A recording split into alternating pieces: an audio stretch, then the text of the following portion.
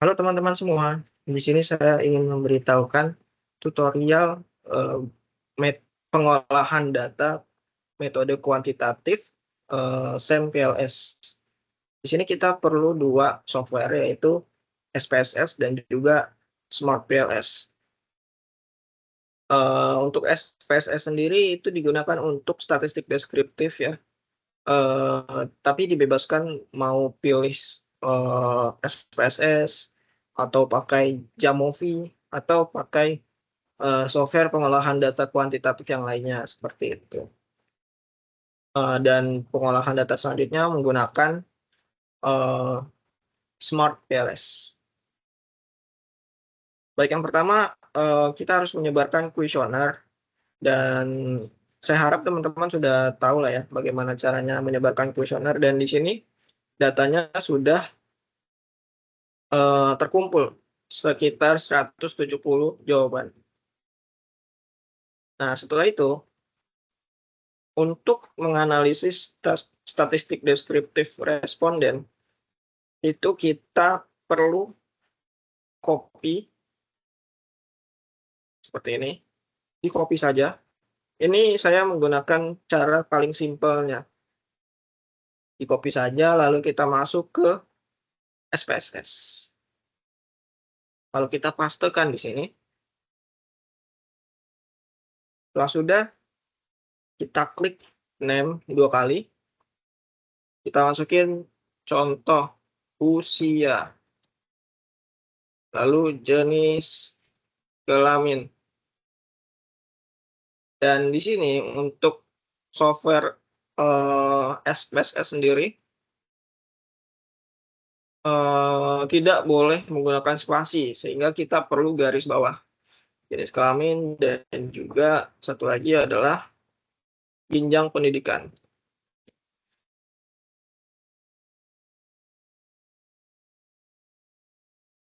Baik, setelah sudah terkumpul dan sudah dinamakan variabelnya, kita klik analyze, lalu klik descriptive statistik, lalu klik frequencies. Setelah itu kita masukin saja variabelnya 1, 2, 3. Kita klik OK. Nah, di sini keluar semua.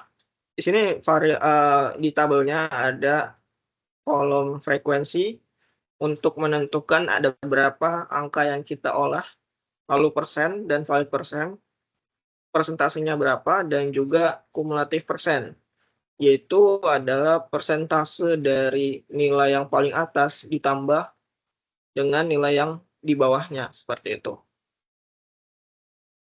Lalu yang selanjutnya kita mau mengolah data berdasarkan karakteristik responden, karakteristik variabel. Maaf. Caranya kita balik lagi ke ini, ke apa namanya, ke datanya.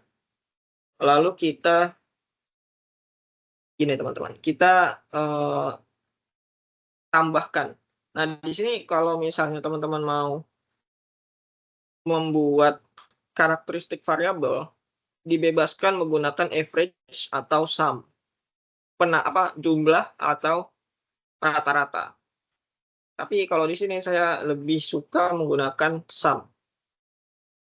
Seperti itu. Lalu setelah memasukkan rumus, kita jumlahkan saja seluruh variabel yang kita gunakan. 1, 2, 3, 4, 5, 6. Di sini variabel independen saya itu ada 6 indikator. Nah, di sini nanti tinggal di paste saja. Gitu. Nah, tapi di sini karena saya itu sudah membuat semuanya, di sini tinggal kita copy paste saja. Jadi seperti itu. Kalian lakukan seperti langkah yang tadi untuk keseluruhan variabelnya.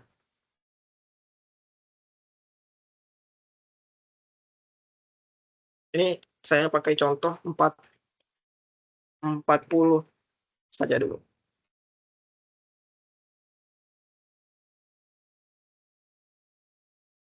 Nah, setelah itu sama seperti yang tadi, kita kasih nama dulu. CB, nama sesuai variabel kalian masing-masing. SI, EI, FI, dan STD itu adalah nama dari variabel penelitian saya, seperti itu. Lalu kita klik Analyze, Descriptive Statistics, lalu kita klik yang deskriptif. Oh ya, pastikan juga menggunakan jenis data seperti ini. Oke, kalau sudah kita klik OK.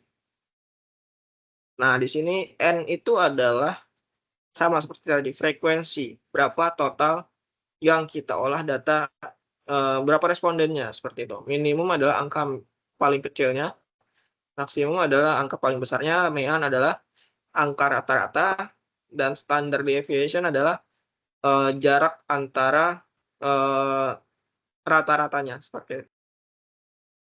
Di dalam metode SEM-PLS ada dua, yaitu outer model dan juga inner model.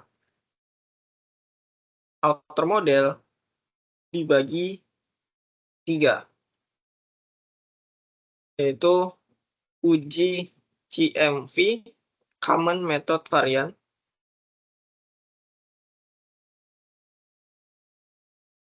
uji validitas, dan uji reliabilitas. Di sini kita tidak perlu yang namanya uji asumsi klasik karena untuk metode SEM-PLS itu adalah non-parametrik. Nah, kita lanjut ke kedua, yaitu inner model. Di sini ada dua, yaitu adalah uji evaluasi model dan uji hipotesis. Untuk uji CMV sendiri, itu hanya perlu satu indikator, yaitu VIV. Yang pertama, kita download dulu hasil kuesionernya yang 5 seluruh angkanya gitu, variabelnya 5, 5 dan lain-lainnya. Kita klik file, kita klik download Microsoft Excel. Setelah sudah di-download, kita rapihkan. Jadi hapus saja bagian demografi. Jadi sisakan bagian jawaban dari responden yang biasanya skala Likert 1, 2, 3, 4, 5. Seperti itu. Nah, setelah itu teman-teman perlu merubah file Excel-nya menjadi CSV. Kenapa? Karena untuk aplikasi SEM-PLS hanya bisa membaca format CSV. Kita lalu klik New Model. Misalnya contoh judulnya, judul penelitiannya, masukin judul penelitian kalian, terserah. Judul penelitian. Oke. Nah, di sini nanti perlu masukin data. Kalau sudah dimasukin data, nanti akan seperti ini tampilannya. Lalu, setelah tampilannya setelah tampilannya sudah ada, kita perlu download. Kita perlu, apa tuh namanya, kita perlu menggambar model. Seperti ini. Contoh saya akan menggambar model di sederhana saja. Di sini 1, 2, kita setelah sudah memasukkan variabel, kita hubungkan. Jadi sesuai dengan model penelitian kalian masing-masing. Seperti itu. Tapi karena saya sudah menggambar model, bagaimana model penelitian saya, jadi tidak perlu saya masukkan. Oke, seperti ini. Nanti sudah kalian gambar modelnya, kita perlu uji yang tadi. Yang pertama adalah VIV, uji Common Method Variance. untuk mengetahui apakah data kalian itu seluruh variabelnya saling berhubungan. Jika di bawah 3, artinya data kalian terbebas dari CMV. Jika di bawah 5, itu masih diperbolehkan. Dan jika di atas 5, itu tidak, itu ada bias CMV. Seperti itu. Nah, lalu selanjutnya, bawah 3, bagus. Di bawah 5, boleh. Di atas 5, tidak boleh. Lalu selanjutnya ada uji validitas. Uji validitas sendiri itu ada 2, yang namanya konvergen dan diskriminan. Validitas konvergen itu dibagi 2, yaitu outer loading dan juga AV. Nah, nilai outer loading dikatakan valid jika nilainya di atas 0,6. Sedangkan AV harus di atas 0,5. Nah, di sini kita lihat terlebih dahulu, masih sama seperti yang tadi. Kita gambar modelnya, kita klik calculate, lalu kita klik PLS algorithm, lalu klik langsung start calculation. Nah, di sini kita klik yang bagian outer loading. Di sini dilihat ada satu indikator yang di bawah 0,6. Jadi indikator FI8 harus dihapus. Nah, lalu kita untuk validitas konvergen, kita perlu melihat nilai AV. Harus di atas 0,5. Untuk melihat nilai AV, kita perlu klik PLS algorithm, dan juga kita klik construct reliability and validity. Di sini, AV. Bisa kita lihat untuk nilai AV di atas 0,5. Sehingga keseluruhannya valid secara konvergen. Lalu yang selanjutnya ada validitas diskriminan. Di sini ada cross loading, lalu ada HTMT, dan juga ada Fornell-Lercher. Untuk nilai cross loading harus di atas 0,7. Untuk nilai HTMT harus di bawah 0,9. Dan juga untuk Fornell-Lercher, akar kuadrat harus lebih besar daripada korelasi. Di sini kita untuk mengecek validitas diskriminan itu PLS algorithm dan juga klik diskriminan validity. Nah, di sini kita lihat untuk nilai Fornell-Lercher itu akar kuadratnya lebih besar dibandingkan korelasi antar variabel, kecuali untuk akar kuadrat frugal innovation, karena akar kuadratnya adalah 0,796. Sedangkan untuk korelasi antar variabelnya 0,820, 0,812, 0,822, dan 0,818. Itu cara baca diskriminan Fornell-Lercher. Lalu selanjutnya untuk cross loading, kita lihat di bagian korelasinya. Korelasi si variabelnya. Contoh, CBT, kita hanya melihat bagian CBT saja. Yang bagian EI ke STD itu tidak perlu dibaca. Seperti itu. Dia harus di atas 0,7. Di sini seperti yang teman-teman lihat semua, seluruh variabel, seluruh indikator di atas 0,7.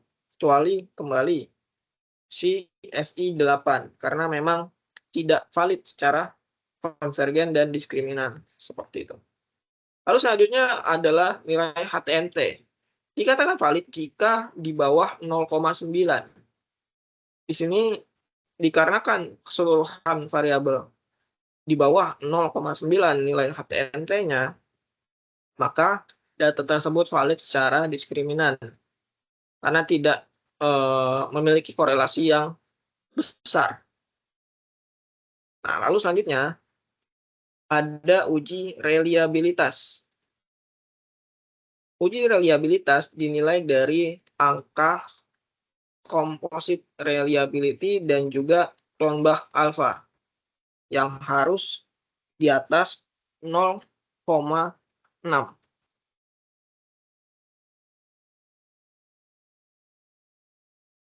Di sini untuk melihat uji reliabilitas dan nilai CR dan CA, kita tombolnya sama seperti tombol AV di bagian Construct Reliability and Validity. Kita klik saja. Nah, di sini ada Cronbach alpha dan Composite Reliability. Jadi data tersebut sudah dikatakan reliable karena sudah di atas 0,6. Baik, sudah selesai bagian uji outer model. Selanjutnya kita akan mencari inner model. Nah, untuk inner model itu ada 2, evaluasi model dan juga uji hipotesis. Untuk uji evaluasi model ada 3. Pertama R-square, lalu ada SRMR, lalu ada GOF. Untuk uji hipotesis itu ada hipotesis langsung, direct, dan tidak langsung atau indirect. Nah, uji R-square itu untuk menilai apakah variabel X itu menjelaskan variabel Y berapa persen, seperti itu. Dan di sini untuk R-square itu secara bersamaan. Sedangkan kalau misalnya mau secara satu-satu variabelnya X1, X2 terhadap Y, X3 terhadap Y itu menggunakan F-square. Tapi tidak semua model perlu F-square. Termasuk model saya di sini karena untuk variabel X saya itu cuman 1, seperti itu. Lalu yang selanjutnya ada uji model SRMR. SRMR dikatakan baik jika di bawah 0,1. Sedangkan GOF dikatakan baik jika di atas 0,36.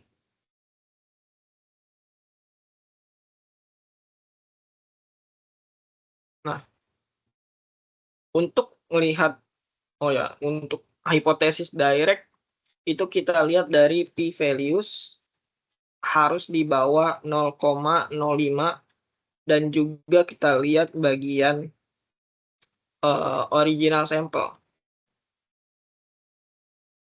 Apakah original sampelnya positif atau negatif? Kalau positif artinya hubungan mereka positif, sedangkan kalau negatif hubungannya negatif. Untuk yang indirect itu perlu melihat nilai p-value. Jika di bawah 0,05 artinya variabel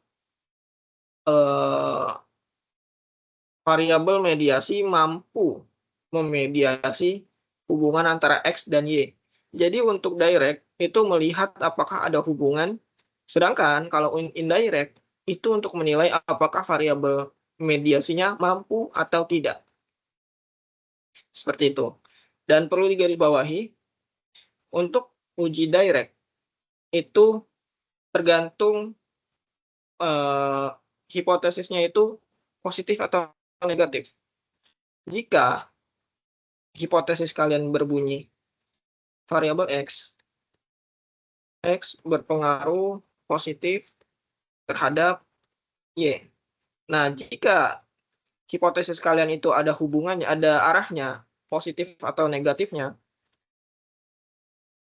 menggunakan namanya uji direct one tail. Sedangkan jika hanya berhipotesis berpengaruh saja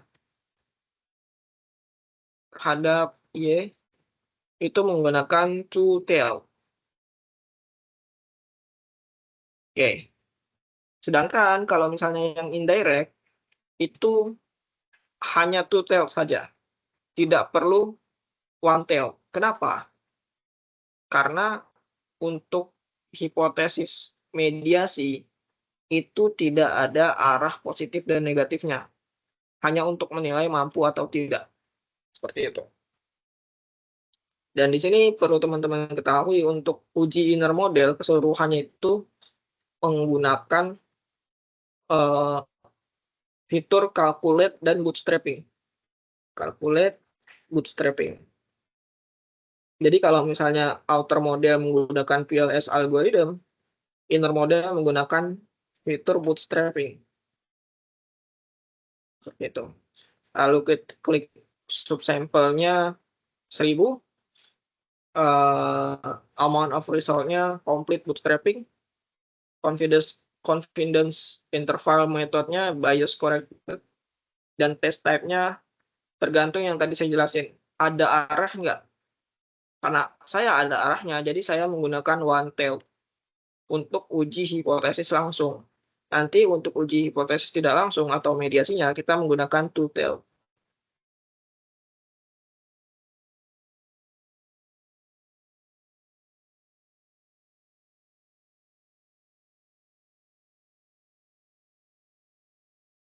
Nah, di sini yang pertama kita akan melihat R-square. Di sini ada R-square yang disesuaikan dan juga R-square yang belum disesuaikan. Kalau saya lebih prefer yang disesuaikan. Seperti itu. Nah, di sini kita lihat untuk variabel EI itu sebesar 52%. Artinya variabel EI itu dijelaskan oleh community based tourism sebesar 52%. Begitu juga FI sebesar 65%, SI sebesar 64%, dan STD sebesar 69%. Artinya, ada variabel lain yang dapat menjelaskan keempat variabel ini selain community based tourism atau tadi singkatannya CBT. Seperti itu. Lalu yang selanjutnya ada uji model SRMR. Dikatakan baik jika di bawah 0,1. Di sini karena ada satu yang di atas 0,1, artinya dia itu masih dapat dikatakan baik, namun tidak masih dikatakan diperbolehkan dipakai, tetapi di ambang batas seperti itu. Nah, lalu yang selanjutnya ada GOF. Nah, GOF sendiri itu untuk mencarinya kita perlu menggunakan rumus. Rumusnya adalah akar kuadrat dari rata-rata AV dikali akar kuadrat dikali rata-rata R square. Jadi nanti R square-nya di rata-ratakan dan AV-nya juga dirata-ratakan, lalu dapat dapat 0, berapa dikalikan keduanya. Setelah sudah dapat, dihitung akar kuadratnya berapa, seperti itu. Nanti jika nilainya 0,1, 0,10, ya benar 0,1. Oh maaf, ya 0,10. Itu dikatakan kecil, kesesuaiannya kecil. Lalu di atas 0,25 itu moderat, dan di atas 0,36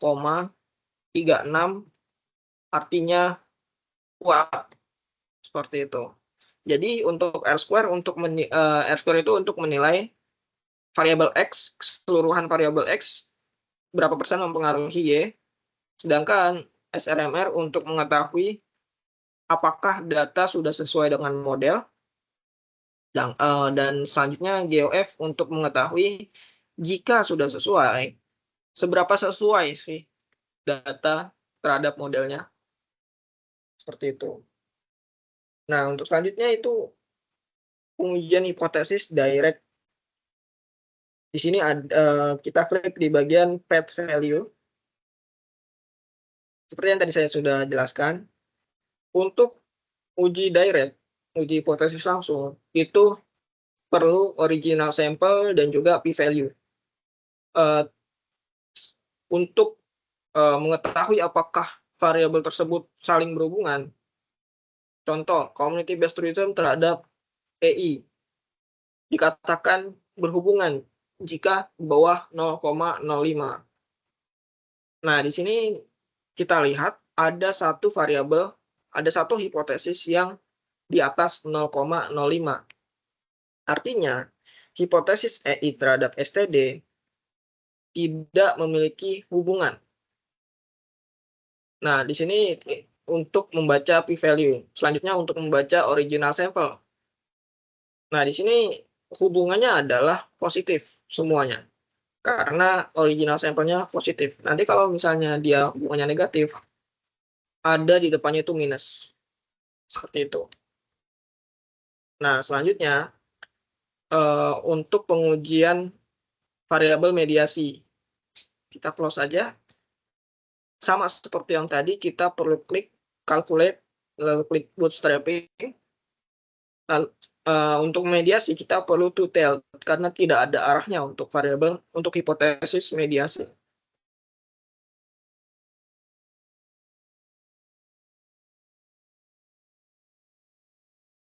Nah, di sini kita klik specific indirect effect. Nah, di sini kita lihat selaras dengan yang tadi. Ternyata EI tidak mampu memediasi hubungan antara CBT terhadap STD. Karena nilai p-value-nya itu di atas 0,05. Seperti itu saja yang bisa saya sampaikan. Jika ada pertanyaan mungkin langsung saja dikirimkan di kolom komentar. Assalamualaikum warahmatullahi wabarakatuh.